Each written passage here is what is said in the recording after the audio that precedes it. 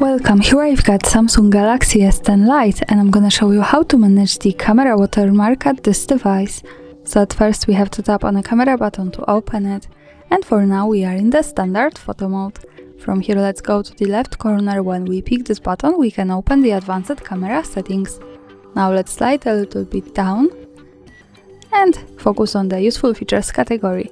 At the last place here we have the watermark option. So by using the button from the right, we can turn it on and off as we need. And to manage this, we have to tap to the center. As you can see here, we get access to this kind of settings. Also by using this button here from the right, we can turn it on and off. And when we have this turn it on, we can see the watermark in the short preview. Samsung triple camera shot with my Galaxy S10 Lite. We can change here the second line and add our own custom watermark. So for example, let me write here, shot by HardReset.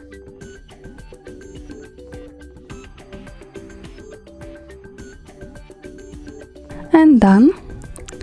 And as you can see, the second line has changed to shot by HardReset, so this is how it looks like here.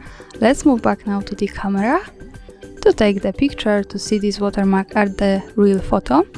Now let's move to the left, to the button that follows us straight to the gallery, and this is our picture with watermark in the left corner at the bottom, so we can get closer to it.